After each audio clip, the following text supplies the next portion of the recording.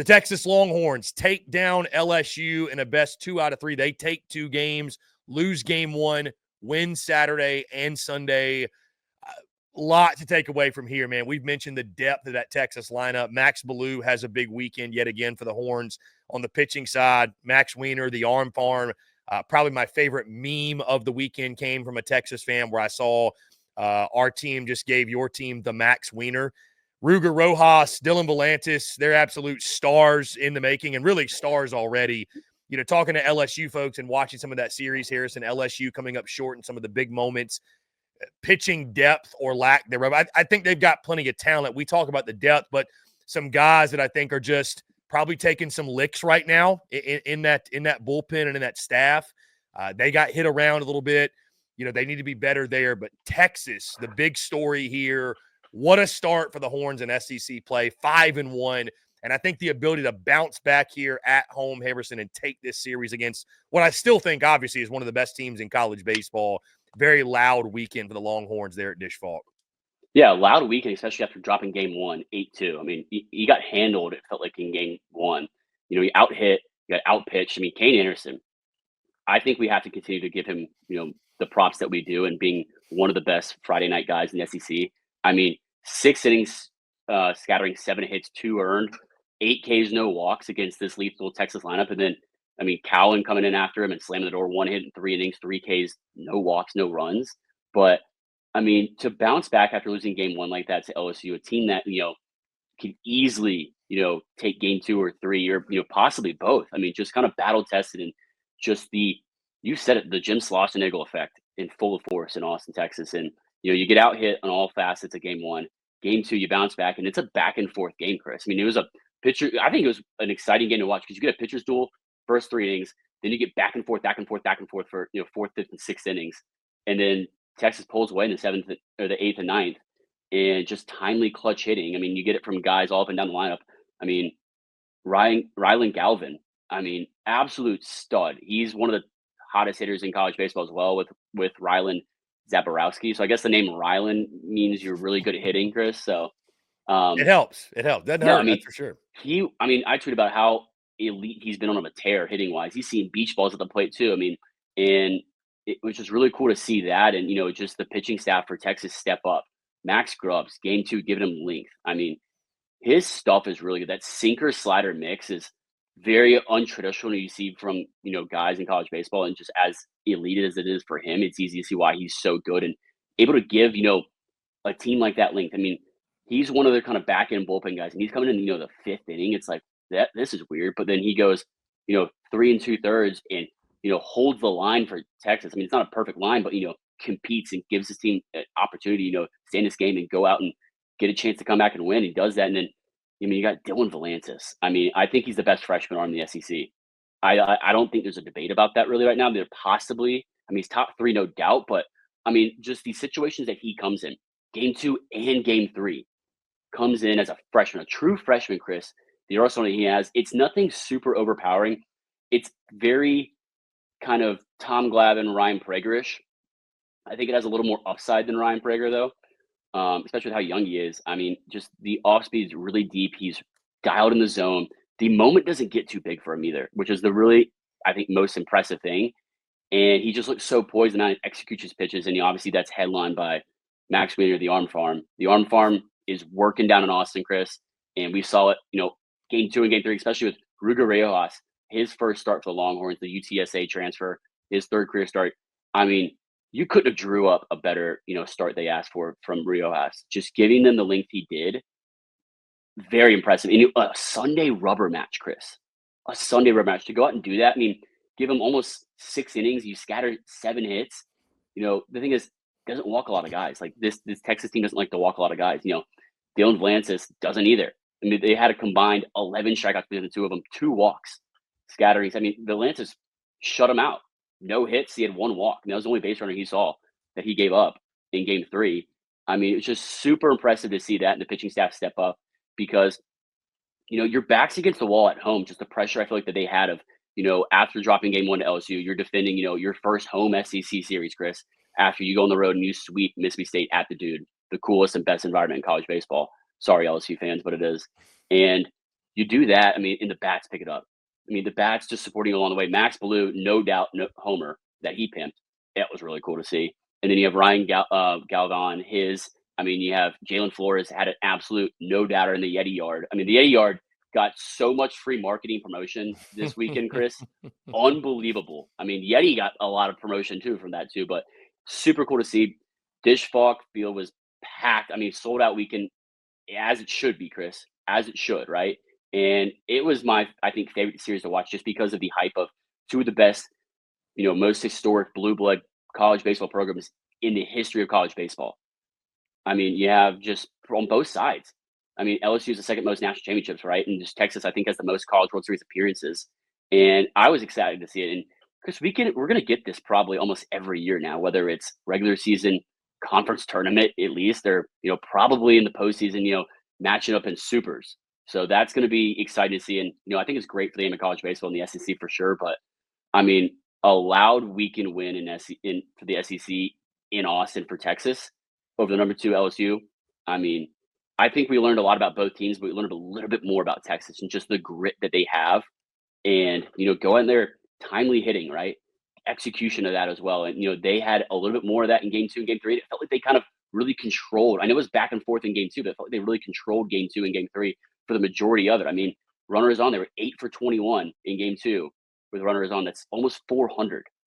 I mean, LSU wasn't far behind, but just like a couple more clutch hits, right? A couple more, borderline strikes, balls, just great plays. I mean, Stephen Milan, talk about great plays, Chris. Stephen Milan put him on a web gym all weekend. It felt like a shortstop. Just the arm that he has, just the range and just ability to play shortstop at a high level, elite level in college baseball was incredible to see. I mean, if you're a college baseball fan, let alone LSU or Texas, that was the series to watch. If you want to watch great college baseball and an incredible back and forth series, I mean, I think it's going to be definitely a continued rivalry that's only going to grow. Yeah, we mentioned it, Harrison. That was a jersey game. That was a ball cap game. You hear it all the time in football. It's a helmet game. It's seeing those. The helmet game behind you still. Yeah, it's still behind me. We're still working on the batting helmet. Do not fear. It will happen. It will happen. I promise. But no, I mean it was a jersey game, man. I mean, two of the most historic programs, like you mentioned. Two things for me from this series.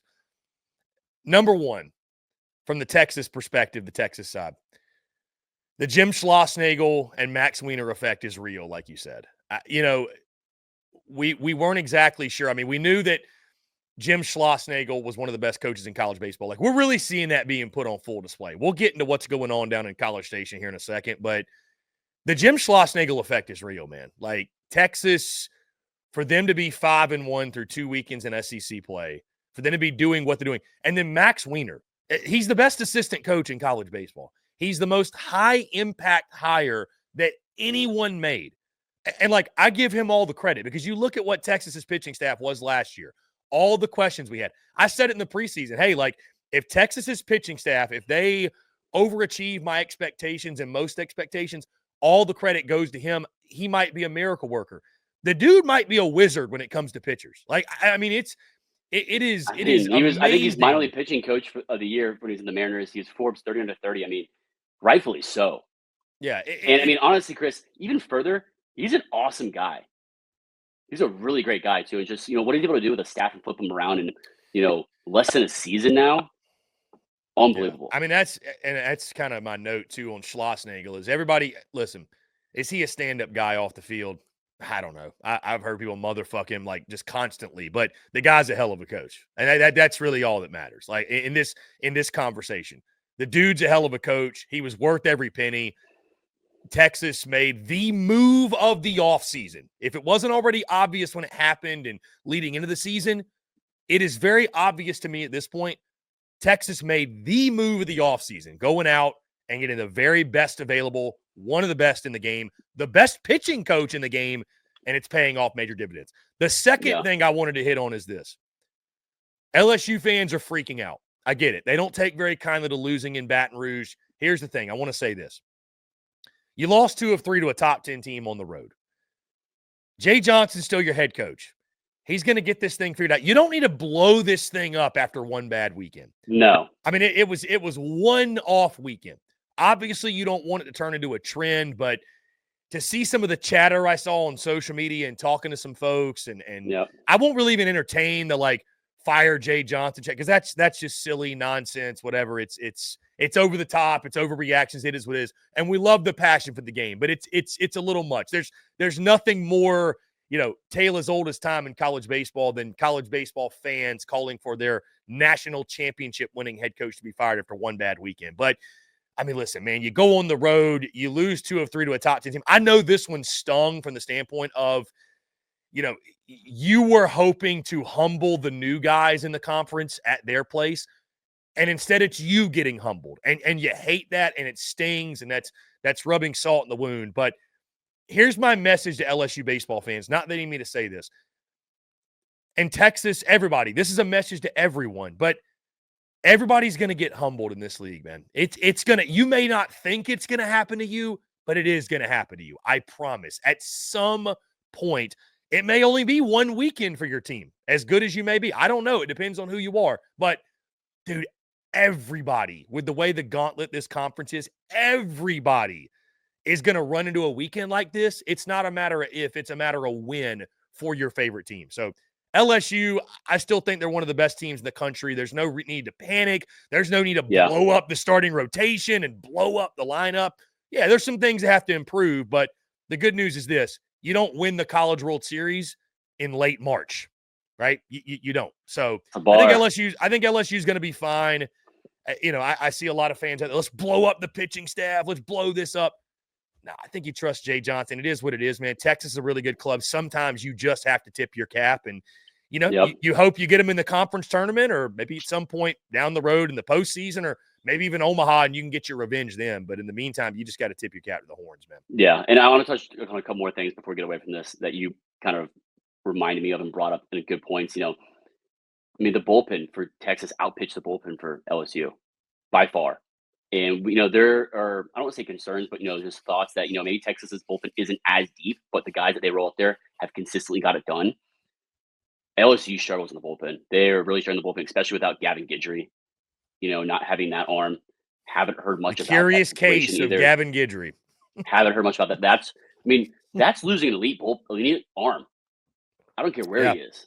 Yeah. To have that, and we talk about the arm farm. Texas outpitched them in the bullpen for sure. Runners on, LSU couldn't get the job done. Not terrible stats, but they just got outplayed. They got out-hit by Texas's offense against the bullpen versus LSU versus Texas's bullpen. Running score position 2 for 9 in game 2. Leadoff was 2 for 9 as well. Game 3, running score position batted 200, 1 for 5. Leadoff 2 for 9 again. Texas just took advantage of those opportunities. LSU in game 3, 2 for 11 with runners on. That's just what the biggest difference was in this game. And LSU does have questions in the bullpen and just depth questions too. But stuff-wise, we've seen some of the guys, their main guys get hit around, and that, obviously a cause concern, but it's not a blow up the bullpen or blow up the starting pitching thing.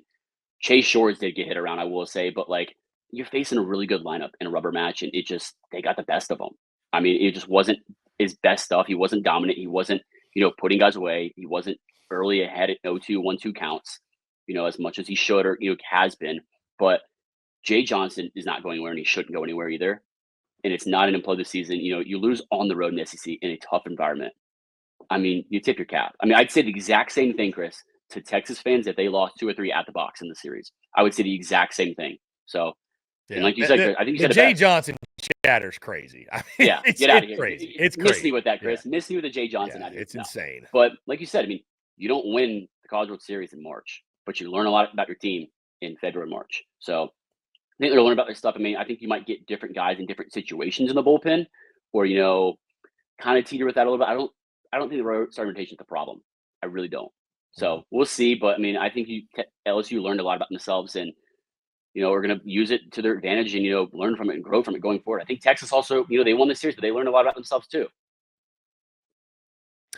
One more thing, Harrison, before we move on, and I'll just end it with this. Every team in this conference is going to have a weekend, or maybe even weekends, where they get punched in the face. The best teams are the ones that respond to it. That's what this league comes down to. So, the last thing you want is it to become a trend. But again, everybody, Texas, you're included, Oklahoma, you're included. Tennessee's included. Everybody going to get punched in the face. The best teams in the conference and in the country, they respond the right way. So I expect LSU to respond in a big way. We'll see how they fare. That was a super regional College World Series Yeah. matchup. Yeah, it was Absolutely. awesome. That was peak college baseball. We loved every second of it.